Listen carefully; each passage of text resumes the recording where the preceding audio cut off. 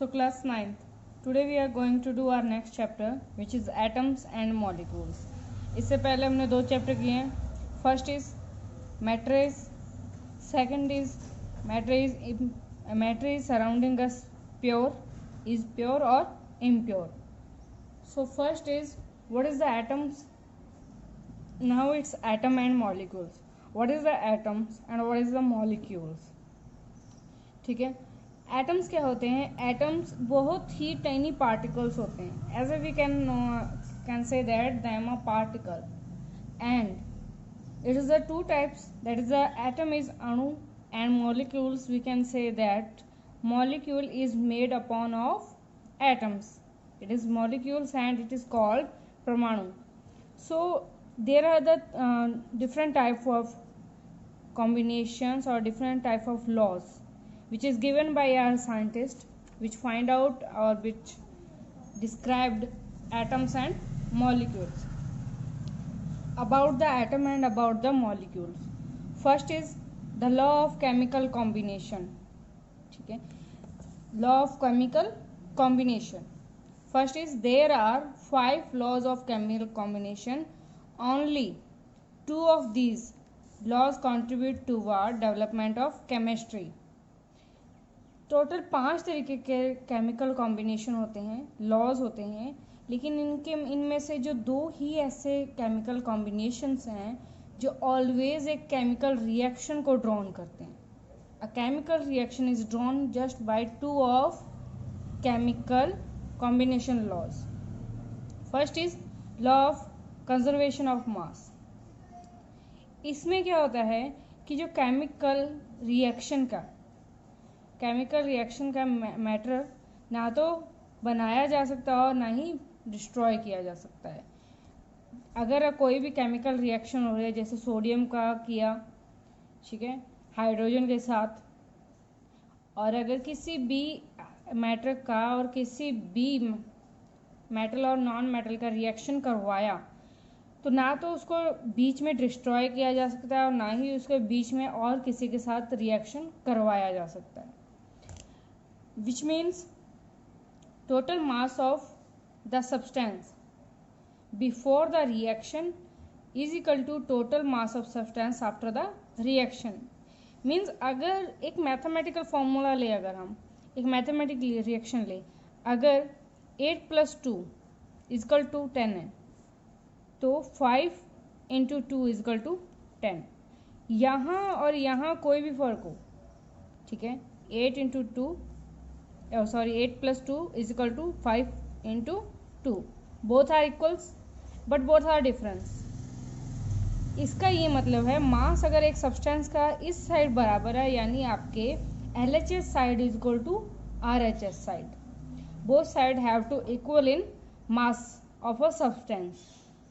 For example, reaction करवाया जाए अगर हाइड्रोजन का क्लोरीन के साथ, ठीक है, तो 2 ग्राम ऑफ हाइड्रोजन रिएक्ट करता है 71 ग्राम ऑफ क्लोरीन के साथ में.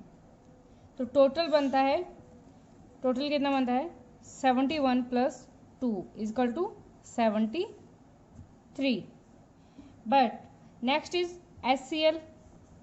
ठीक है, HCl इसका हाफ, ठीक है, 71 का हाफ कितना होता है? = 36.5. अगर 36.5 को 2 से मल्टीप्लाई करवाया जाए तो भी आंसर क्या आता है? 73 आता है.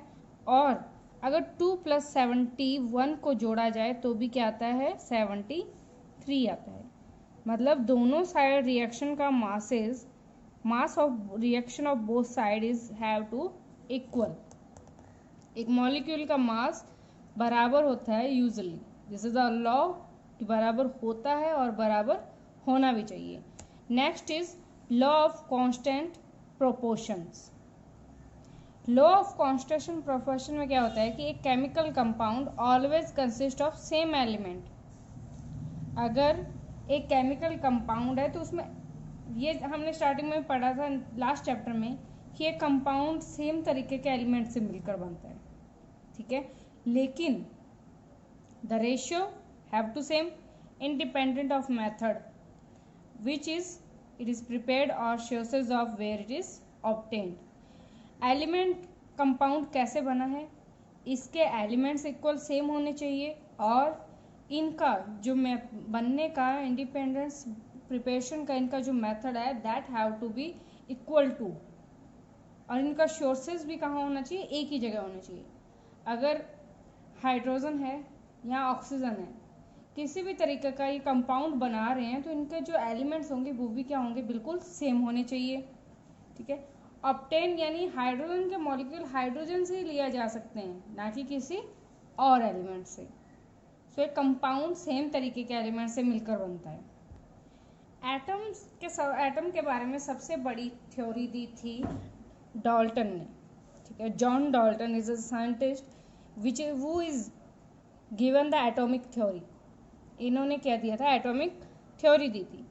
कुछ जो इन्होंने थ्योरीज दी थी दे विल बी ड्रॉन, मतलब कुछ ड्रॉबैक्स भी हुए थे इनकी थ्योरी में, because some scientist find out difficulty in between them.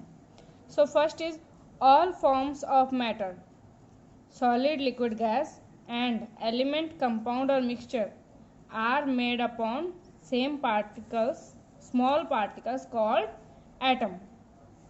सबसे पहले हमें जॉन डाल्टन ने ही बताया था कि मैटर के जितने भी फॉर्म हैं, चाहे वो सोडियम हो, चाहे वो लिक्विड हो, चाहे वो गैस हो, ठीक है, चाहे वो मिक्सचर हो, किसी भी तरीके का कोई भी कंपाउंड हो या एलिमेंट हो, वो एक सेम स्मॉल पार्टिकल से मिलकर बना होता है, जिसे क्या कहते हैं, atom. This theory is given by Dalton. Second is, उन्होंने कहा था कि एटम बनाया नहीं जा सकता, बट ना तो एटम बनाया जा सकता है, ना ही एटम डिवाइड किया जा सकता है, ना ही एटम डिस्ट्रॉय किया जा सकता है during a result of chemical change. मतलब केमिकल हो चाहे फिजिकल हो, किसी भी थ्योरी के थ्रू, किसी भी रिएक्शन के थ्रू ना तो एटम बनाया जा सकता है, ना एटम तोड़ा जा सकता है, और ना ही एटम को डिवाइड किया जा सकता है. थर्ड इज, जो जितने भी एलिमेंट होते थे सब आइडेंटिकल होते थे, यानी सबकी आइडेंटिटी अलग अलग शो होती थी. Fourth one is atom of element combined in the ratio of whole number to produce large number. जो एटम के एलिमेंट से उनके रेशियो को क्या किया जाता था, कंबाइन किया जाता था एक बड़ा नंबर बनाने के लिए. Like as atom of particular substance are identical in all properties. जो एटम के सब्सटेंस है वो चाहे किसी भी प्रॉपर्टी में हों, वो क्या हो जाते थे, आइडेंटिफाई हो जाते थे. ठीक है. और अपने आप को एक सब्सटेंस की प्रॉपर्टी से डिफरेंट शो करते थे. But there are some drawbacks of Dalton's theory. Drawbacks क्या थे, इन्होंने कहा था कि एटम को ना तो बनाया जा सकता है, ना तोड़ा जा सकता है, और ना ही डिवाइड किया जा सकता है. लेकिन एटम को क्या है, एटम क्या है, सबसे छोटा, atom is a smallest discrete और इनडिवाइजिबल पार्टिकल है. ना डिवाइजिबल नहीं है, बहुत छोटा पार्टिकल है. Second is atom is made upon smaller particles. इन्होंने कहा था कि एटम को डिवाइड नहीं कर सकते, लेकिन एटम बाद में डिस्कवरी हुई कि एटम छोटे छोटे पार्टिकल्स में सब डिवाइडेड हो सकता है. विच इज़ किन किन पार्ट्स में डिवाइड हो सकता है, इलेक्ट्रॉन, प्रोटॉन और neutron. These are the three parts of a atom, and atom can be divided into these three parts. Third one is, Dalton ने कहा था कि an element have exactly same mass. Element का वही same mass होता है जो reaction से पहले और रिएक्शन के बाद में है. The discovery of isotopes indicate that they are different in their masses. मतलब डाल्टन की थ्योरी का अकॉर्डिंग ये था कि अगर आपने हाइड्रोजन और क्लोरीन का रिएक्शन करवाया है, ठीक है, तो दोनों के मासेज क्या होने चाहिए, सेम होने चाहिए. The ratio of both elements will be same. But isotope ने इंडिकेट किया कि इनके मासेस क्या होंगे, डिफरेंट होंगे. जैसे हमने पिछले एग्जांपल में पढ़ा था, both are the different, but the reactions result will be the masses of reactions result will be the same, not the masses or ratio of the elements of the or the compound will be same. These are the drawbacks of Dalton's atomic theory. So after this we are going to study about atomic deeply. First, atoms of an element. एक elements के atoms different होते हैं दूसरे element से. मतलब एक element के atoms और दूसरे एलिमेंट के एटम्स सेम नहीं होते. Both are the differents. और except those of noble gases को छोड़कर एटम्स एग्जिस्ट नहीं करते नॉर्मल कंडीशन में. Second is how big are atoms. Atoms are building block of matter. Atoms छोटे छोटे एटम्स जुड़ के एक बिल्डिंग बनाते हैं, that is called a matter. मतलब एटम्स मिलके ही क्या बनाते हैं, एटम्स बनाते हैं. जैसे हाइड्रोजन का जो रेडियस होता है, हाइड्रोजन एटम्स का रेडियस नियरली कितना होता है, 1 × 10⁻⁻10 m और 0.1 नैनोमीटर. मतलब बहुत ही ज़्यादा कम होता है इसका रेडियस, हाइड्रोजन का रेडियस. ठीक है. And there are some another examples that are radius of different types of atoms. Atom of hydrogen, molecule of water 10⁻⁻9, molecule of hemoglobin 10⁻⁻8, grain of sand 10⁻⁻4 and 10⁻⁻2, watermelon 10⁻⁻1. There are the different radius relative to different sizes. John Dalton की क्या हुआ थी, कुछ theories ही क्या हुई थी, drawbacks हुई थी, कुछ थ्योरीज ही बैकस्टैक्स हुई थी. But not only the different 3 of theories of Dalton's backsteps, but another theories of Dalton's are the backfoot. मतलब कुछ थ्योरीज हुई थी जो उनकी ड्रॉबैक्स हुई थी, यानी उनको क्या किया जाता, करेक्ट किया गया था. लेकिन डॉल्टन ही ऐसे थे जिन्होंने एटम्स के बारे में बताया था और एटम्स को सिंबॉलिक रिप्रेजेंट किया था, यानी उन्हें सिंबल्स में रिप्रेजेंट किया था. किसने, जॉन डॉल्टन ने. उन्होंने हर एक एटम को अलग अलग डिज़ाइन के थ्रू, अलग अलग सिंबल के थ्रू रिप्रेजेंट किया. And also show by a circle to denominate them. So first is hydrogen. This is the symbol of hydrogen. Carbon, oxygen, phosphorus, sulfur, iron. These are the symbols of different type of atoms which are given by the Dalton. Dalton ने symbols represent किए थे within a circle, but Berzelius ने atomic symbols को names दिए. यानी उन्होंने क्या किया, एटॉमिक्स जितने भी एटॉमिक सिंबल थे उन्होंने ये कहा कि रैदर टू डिस्क्राइब और rather to draw a symbol of a atom which is not a easier way and have a small name and have a short name of an atom is a very much easier way than the represent of और draw a symbol. ठीक है. तो next is modern atomic symbol. Diagram के बाद जो modern atomic symbol दिए थे, किसने दिए थे, बर्जेलियस. उन्होंने ये कहा था कि या तो एक एटम का उसके नेम का फर्स्ट लेटर यूज़ किया जाए, या उनके फर्स्ट और सेकंड लेटर को यूज़ किया जाए, या उनके फर्स्ट और थर्ड लेटर को एज अ सिंबल यूज़ किया जाए. कुछ एटम्स को उनके सिंबलिक नेम से रिप्रेजेंट किया जाता है और कुछ एटम्स को उनके लैटिन और ग्रीक नेम से रिप्रेजेंट किया जाता है. Next is the definition of atomic symbol. What is the definition of atomic symbol? It means symbol of an element consist of 1 or 2 letter to drive from the element Latin और Greek name. जैसे अभी हमने बात की कि अगर Latin और Greek name से ड्रॉन होगा और या उसके प्रेजेंटली सिंबलिक नेम के फर्स्ट और सेकंड और या फर्स्ट और थर्ड लेटर से वो एटम्स रिप्रेजेंट होगा. For example hydrogen it is represented by its first letter, which is H, and helium, it is represented by its first or second letter, which is He. Next is significance of symbol. Symbol को क्या किया जाता था? Symbol both क्या था? Symbol is quantitative और quantitative सिम्बलेंस भी था.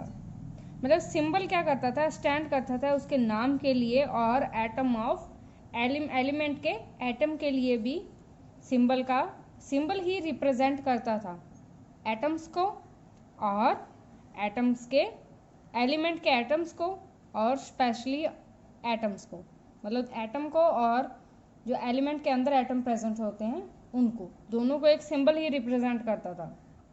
Next is atomic mass. Atoms is the smallest particle which take parts in chemical reaction.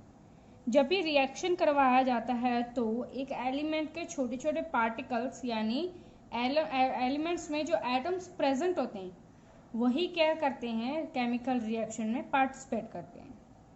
और जो एटॉमिक मास होता है वही एटम का मास होता है, यानी उसका वेट कह सकते हो. Although the SI unit of mass, SI unit कितनी होती है मास की? इसको डिफाइन किया गया था किलोग्राम में और ग्राम में. नॉन एसआई यूनिट जो डाल्टन ने बताई थी, where 1 Dalton is defined as 1/12. Dalton ने अपने नेम पर क्या दिया था? एसआई यूनिट दिया था, लेकिन बाद में इसे किलोग्राम और ग्राम में रिप्रेजेंट किया गया. डाल्टन के अकॉर्डिंग एक कार्बन का अगर मास निकालें, सिंगल कार्बन का, दैट इज 12 एटम. ठीक है. इसके बाद what is the IUPAC? IUPAC is stand for international chemistry lab. मतलब आयुपैक एक ऐसी जगह है, यानी international union of pure and applied chemistry. जितने भी हमारे रूल्स एंड रेगुलेशंस और लॉ ऑफ केमिस्ट्रीज है, that is authorised bye IUPAC and that is clarified by the IUPAC. They are defined them, and after that all the scientists are registered and they can use their laws or they can use their discoveries in the daily life or in the for their further experiments. IUPAC यानी IUPAC, इन्होंने क्या किया था? Unit mass को scale पर define करने के लिए इसको ऑथराइज किया. कब? इन द 1961 में. Next is atomic mass unit AMU. It is called mu is defined as 1/12 of mass of an atom carbon -12. Isotope ने क्या किया? इन्होंने एक स्केल बनाई, दैट इज इन्होंने क्या किया? डिफाइन किया उसको एक सिंबल से, एक लेटर से क्या किया? रिप्रेजेंट किया एटम के मास को अलग अलग. This is the SI unit of mass like as we studied in the 8th class for work. ठीक है. द वर्क की जो डेफिनेशन, जैसे वर्क की SI यूनिट थी जूल, उसी तरीके से मास की यूनिट है mu. So number of items an atom of an element is heavier than F2, यानी यहाँ पर कुछ भी हो सकता है, 12th, 13th, 14th of mass of an atom of C12 isotope. यानी जो कितने टाइम? F2th टाइम मास ज़्यादा है किससे? आइसोटॉप यानी C12 से F2th ज़्यादा हायर है. ठीक है. So class 9th, this was your chapters half portion. So in the next session or next video we will do the next half part of this chapter. The half question answers will be provided to you and I hope you are understand about atoms. But the next chapter, the structure of atoms, will be describe you completely and will be given all information which is remaining in this chapter, atoms and molecules. So both combination of both chapters will be well understand to you about the atoms. So class, this was your half of your chapter.